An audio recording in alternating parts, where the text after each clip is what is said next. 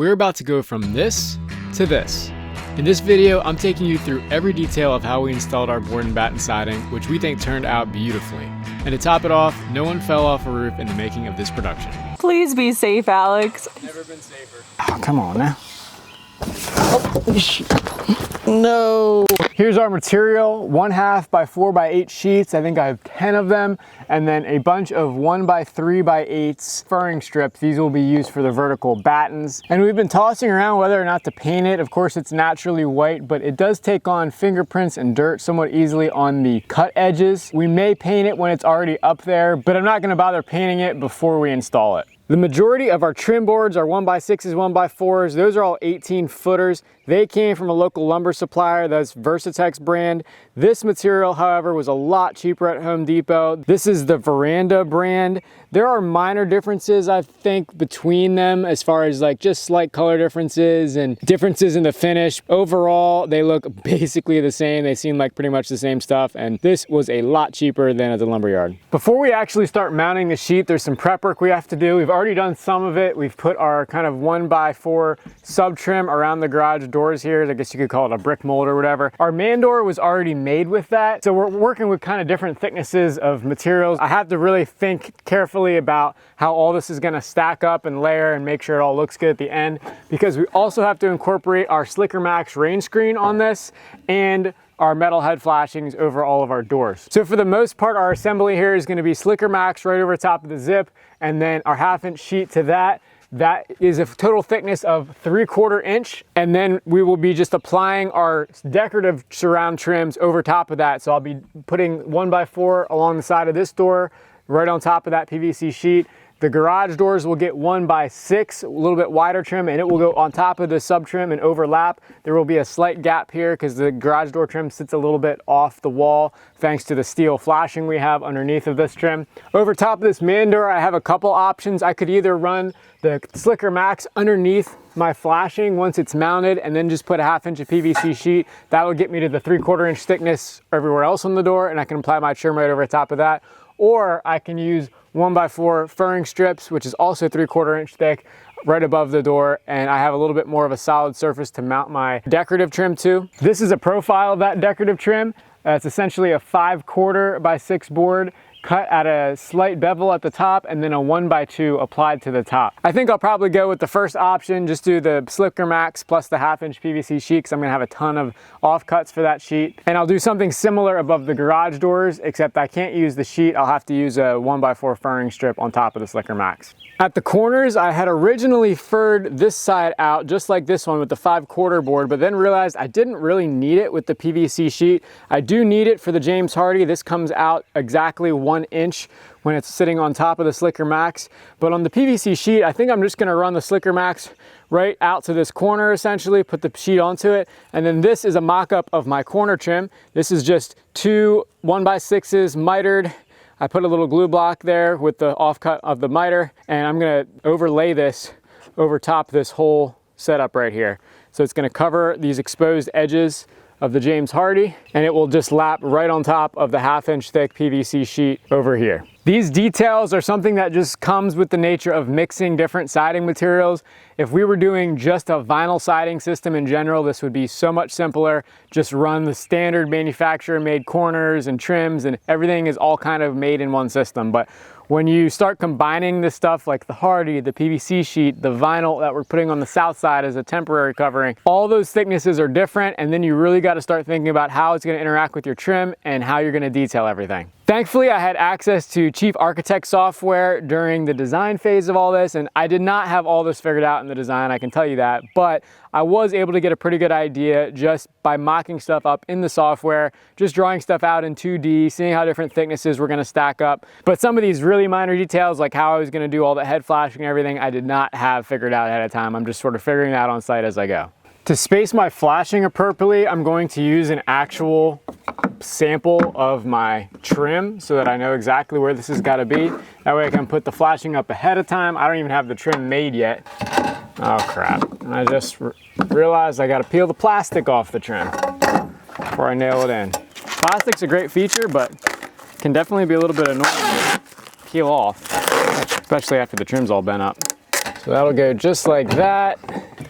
I struck a center line and marked the center of this trim piece so that I know where to put it this direction. Oh, something's not right about that. Oh, I know why. I didn't mark the center of the door. Goodness gracious. Construction is hard. Oh my gosh. Life is never easy.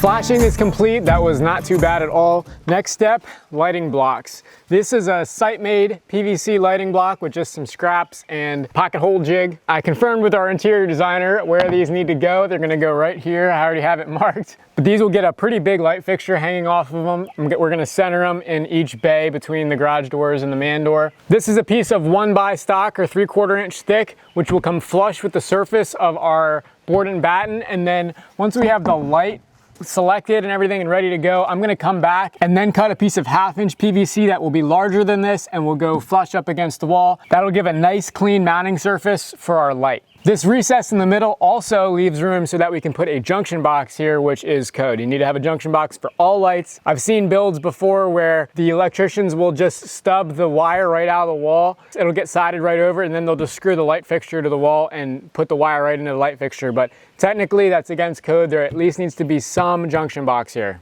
The lighting blocks will get a similar flashing detail to the rest of the doors and windows, which is a piece of head flashing over top. I'm just cutting it out of some leftover trim coil that we had from cutting the other pieces. Then I'll bend it up on the brake.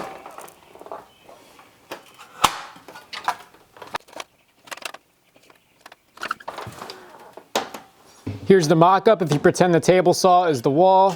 This is gonna go right over top, and then my 1/2 inch sheet will go right over top. And I got a little bit of a ledge here, but nothing too visible. This can get wet, I'm not really worried about it. This is really just to keep the water off the wall back here. In the event of any moisture that accumulates inside this lighting block, I routed these grooves in the bottom and top, because why not? So that moisture can leave the lighting block and into the rain screen beneath of it. I've got all my marks on here, and the fasteners I'm using are just these same fasteners I use for the Hardy board, which is 2-inch stainless steel siding nails, so they do have a head on them. Marked my center so I can pretty easily line it up, and then I'll go ahead and level it after I get a nail in the top. Didn't pick a great spot for my, oh my gosh, for my nail gun. The idea is we're centering the light blocks here in between where our trims are gonna be. Getting the height right on these was pretty tricky. In fact, I may or may not have mounted one and FaceTimed Elena and then had to tear it off again. But I think we got the height nailed down now, at least close to it. And it's gonna be 9.5 inches from the bottom of our door trim here down to the top of this lighting block. These garage lights are deceivingly large. I mean, you need like 20-inch tall light fixtures to adequately scale to the size of the garage door, or else they look kind of dinky and tiny. So the lighting blocks also have to be pretty large as well. I mean, this is a 9x14 rectangle to the outside edges here. And when you stand back, it doesn't look very big at all. So I can see why that's the case.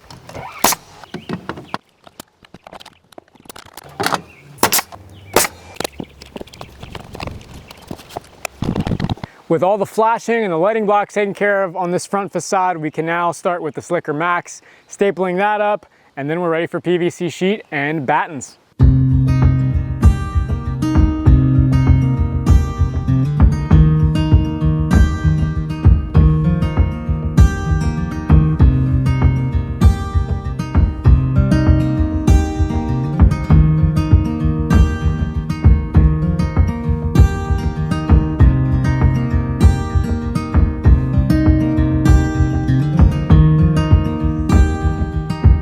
Definitely prefer the flat stapler rather than the hammer tacker to put this stuff on, because you can kind of use the stapler to smooth it out right before you put the staple in it. Just leaves a flatter surface, I think. And the staple's nice and flush. There's not a dimple or a dent where the staple goes in, where it crushed the material in. Can't forget to mark the studs before I cut cover it up.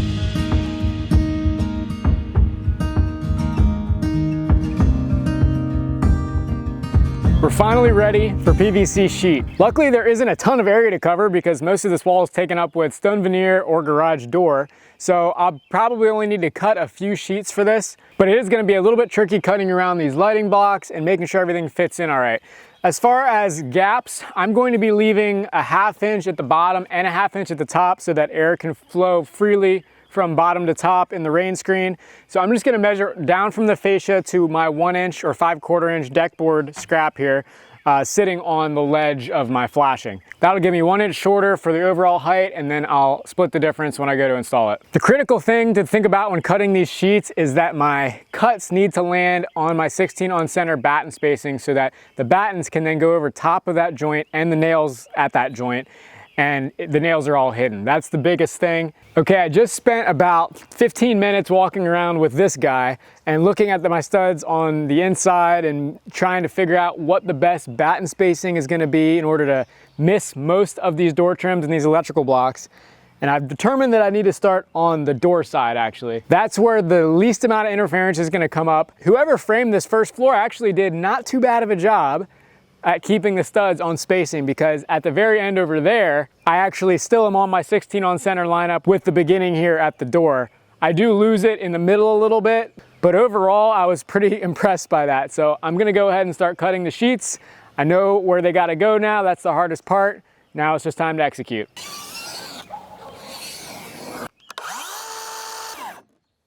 This first piece is gonna be pretty tricky because I gotta cut out for this door over here, that light block, this door over here, and then we're running the 1/2 inch across the top of this door, so I just have to slot out for that little piece of flashing up there. I'm kind of curious if anyone else can decipher this diagram except me, because this feels like something that every carpenter does, where they make these cryptic graphics that only they can understand.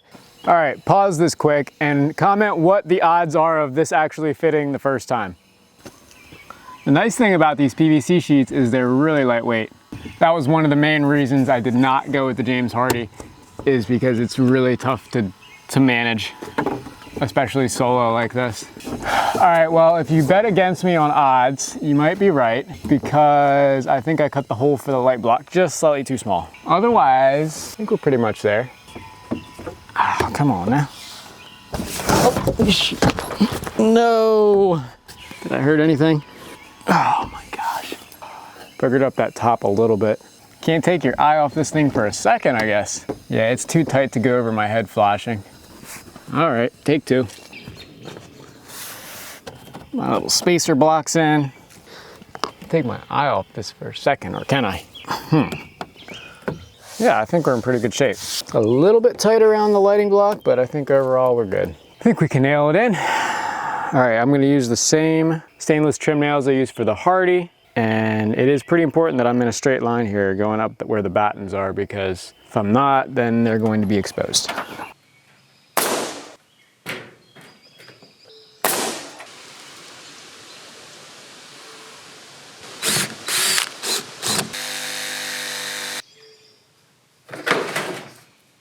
Middle sheet is on. Now the studs for this don't line up with the layout over there. You can see the zip versus the actual 16 on center layout. Not sure what dumb framer did that, but that means on the inside, of course, none of the nails hit studs. So I'm going to just come through and clinch these things down just by bending the nail over like that. That should make sure it never pulls out.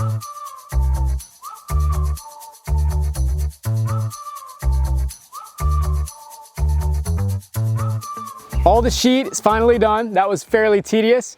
Now it's on the battens. I'm using 1x3 strips, so 2.5 inches wide by 3/4 inch. And I'll be fastening these over my nails at 16 on center using Cortex screws. So it's the screw and plug system, very expensive fasteners. Resist the urge to look this up. Try to guess how much this bucket of fasteners costs.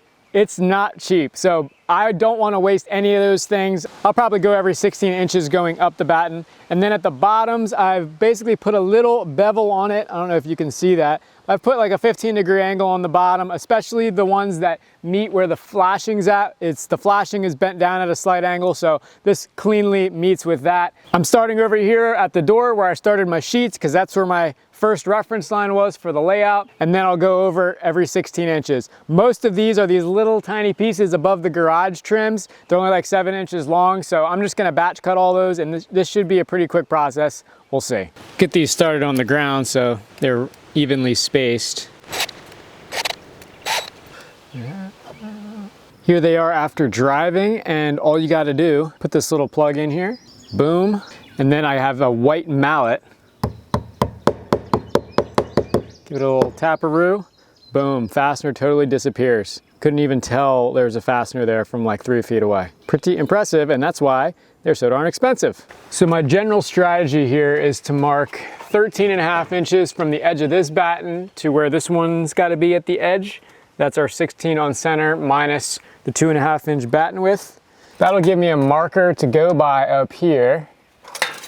And then I can use my nice 6-foot level to kind of plumb it up. Actually, I guess I could measure over from the bottom too, assuming this one's plumb. These Cortex screws are tricky. If they don't have something really solid to bite into, like solid wood, that's when it's the worst. Holy smokes. Dang it, I got dirt on my Cortex bit. Hardest part is making sure I'm at the right height because I got that beveled on the bottom. So I want to make sure that lines up with the bottom of my sheet for the best appearance. Kind of like to start them and get the hole underneath of them going, back them off, and then go again. That way it's not trying to pick the batten up as I'm screwing it in. Just go until the thing strips. The bit is meant to do that. It's got this little nub at the bottom. And now I'm gonna come down and do the bottom one.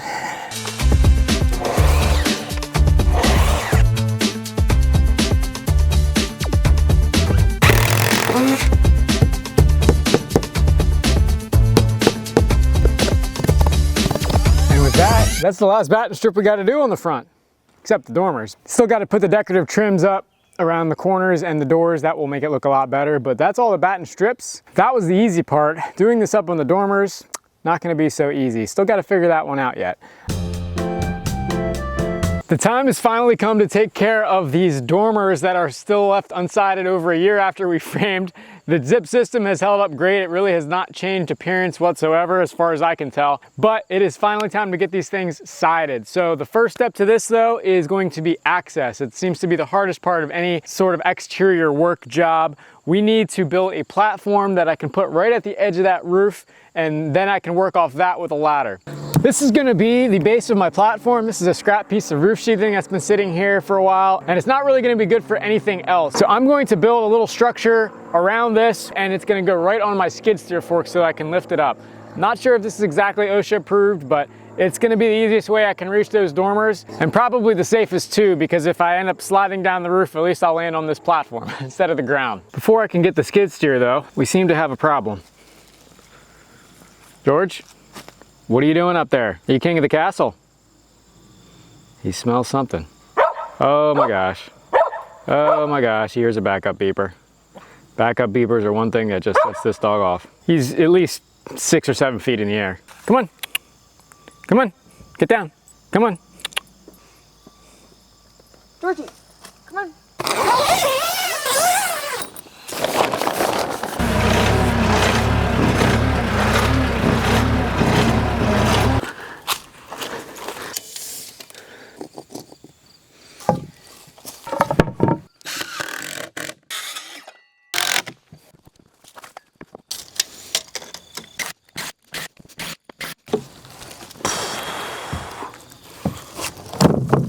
I think this will work.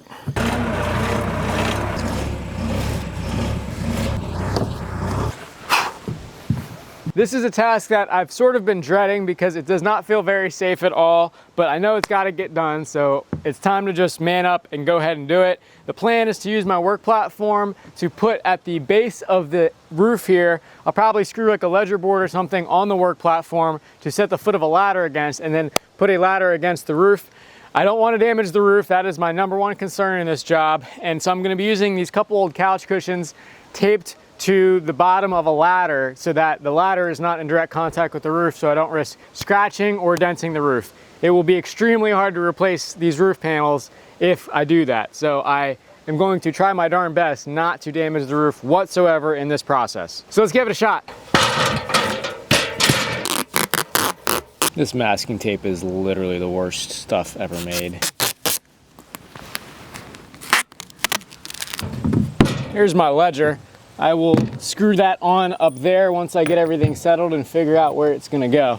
This is the most OSHA-proof thing I've ever done for sure. The skid steer hydraulics do sag a little bit over time, so I have put a little 2x4 post here in there to try to keep that from happening. We'll see how well that holds up. And then I have my adjustable ladder going up to my platform. My other ladder's already up there. Let's see if I can successfully set this against the roof without hurting anything. Yeah, standing up here, this roof just definitely seems like a mountain to climb. The one nice thing about this aluminum ladder is it is very light. I'm thankful for that. We have made roof contact. Well, so far so good. Couch cushions definitely help. Not on the roof at all. May not even need one down there. Where I might need one is all the way up. If you want to scare your significant other, do what Alex does. Please be safe, Alex. Oh my goodness. Never been safer. Do you feel safe or you feel steady or? Yeah, I feel safe. Right now he's liquid flashing the nails that we couldn't reach from the window. If you see the ones on the front of the window, I did those outside of the window by kind of reaching my arm around. With the tilt and turn windows, you can basically hang out them, which isn't great for kids, but there are screens there. I just took out the screens and reached around the side to liquid flash those ones. Sandy, Alex's mom, if you're watching this, I am so sorry, and Alex will be safe, I promise you. I'm here to catch him, just in case. Or at least break the fall.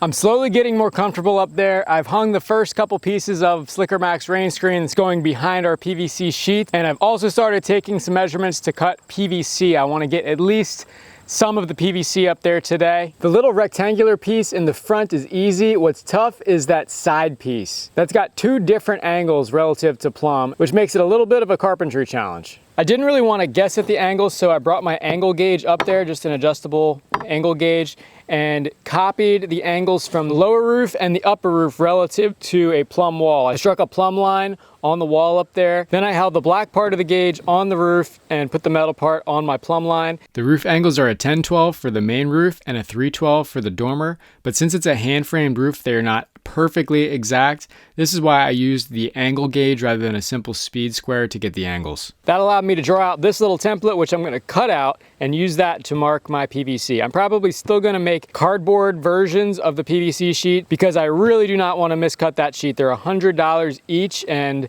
any miscut will cost me $100. How far will you go? With no guarantee, you know.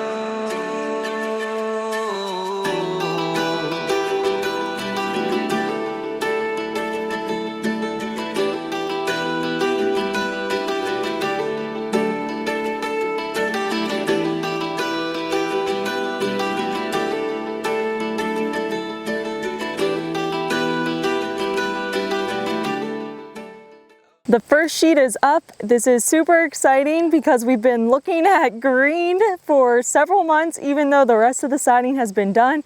Alex did a fantastic job. He got the one on the left side of the window done and then already started the Slicker Max. And the plan is to keep on rolling. Hopefully this prevents me from making a very expensive mistake, but we will see. The cardboard template actually worked great. It let me easily make any fine adjustments such as the cutout for the soffit and getting the clearance from the roof perfectly even at 3/4 inch.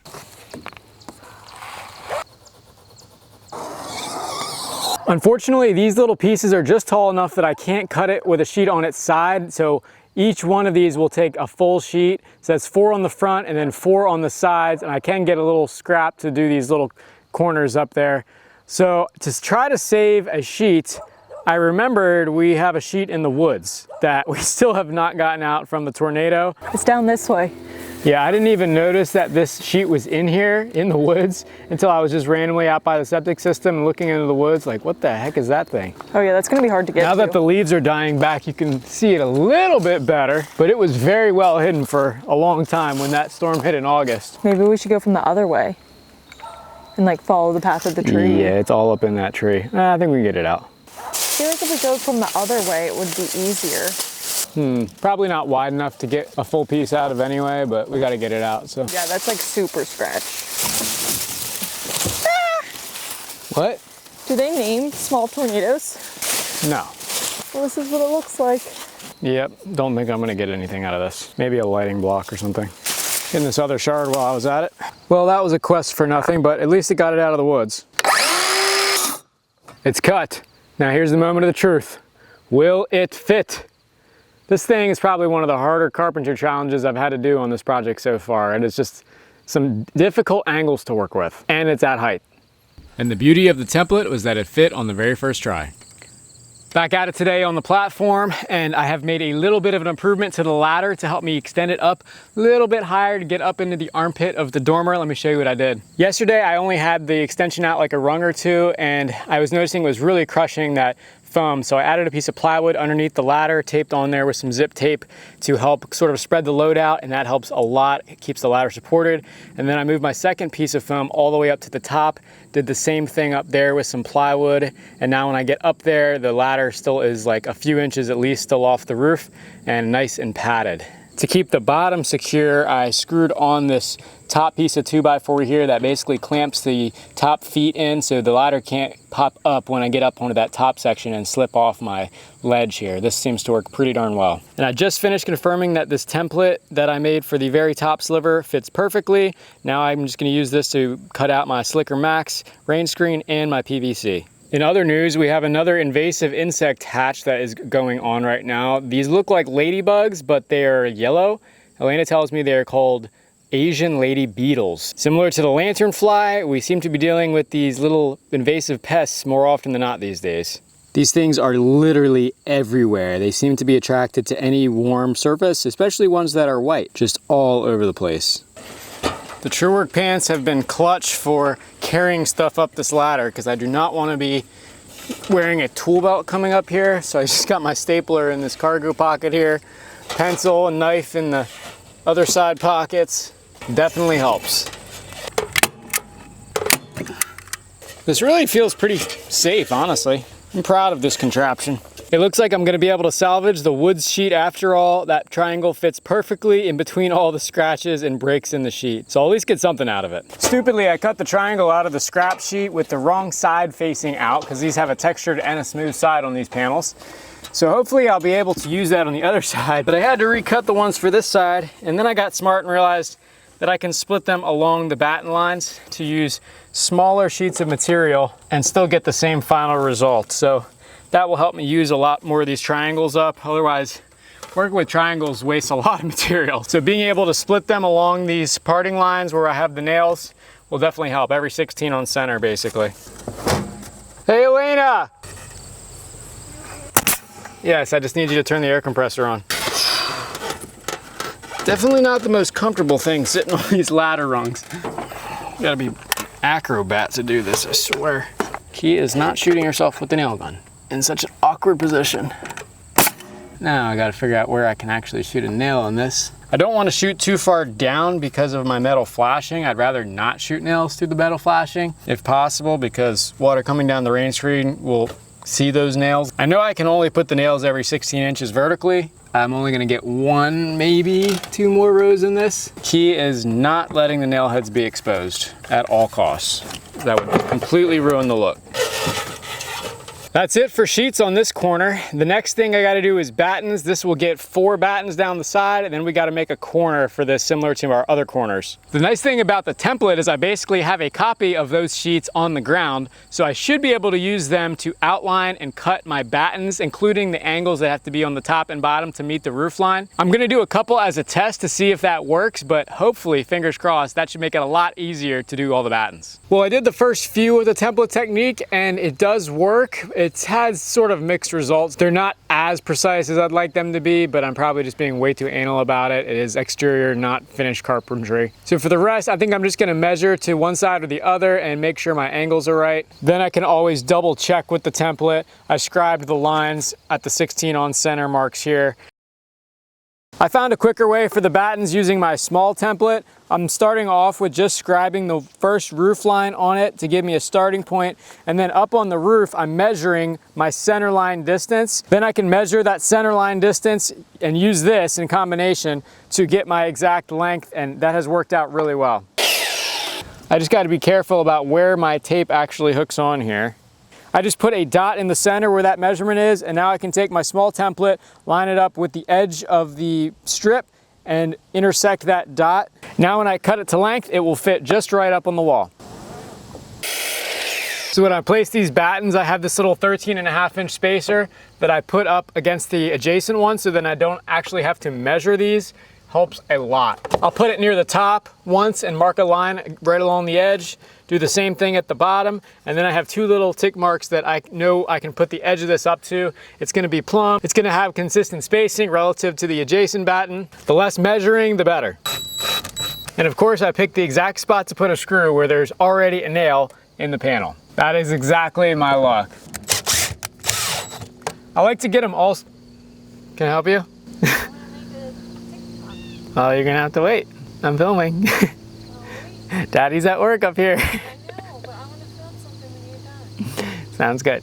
I like to get each screw started to sort of pin this in place because this PVC is really flexible, and that way I know it's gonna stay straight when I start to go driving all these in. And of course I can't get to the last one because my ladder's too close.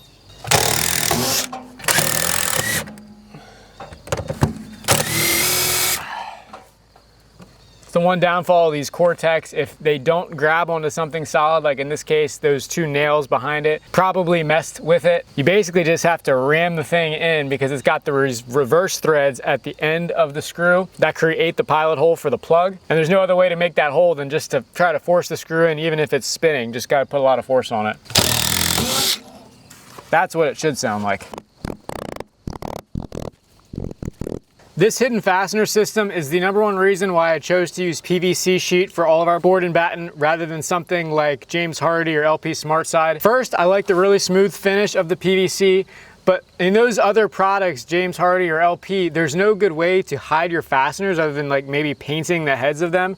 And I just was not a fan of that. I really like the screw and plug system from Cortex. So that is what drove me towards using PVC. Beautiful, that side is done except for the corner. So I just took measurements for that. That's really tricky because the bottom of it is angled, so that's gonna have to be mitered. There's a cutout at the top. It's just a little bit difficult, but that is to be expected because nothing about this triangle was easy whatsoever. I mitered and glued the corners together for the most seamless look, and I think they turned out awesome. I did decide to paint the edges of both these and the window trims before installing. I'll be doing a separate video with more details on making these corners. The moment of truth for the corner. Will it fit? Put a lot of work into this thing, so I really hope so. How does it look from down here? Probably about as good as it's gonna be. I think I'm gonna go ahead and send it. Similar to my other corners, the thing I'm gonna minimize the number of fasteners on this side is, again, not a perfect corner, and I don't wanna force this miter open by trying to fasten this thing down on this side as well as this side. This side of the dormer is officially done now and it looks awesome, but before I can put this window trim on, I have to repeat this exact process 3 more times on the remaining dormer walls. I think this calls for one thing and one thing only, and that's a music montage.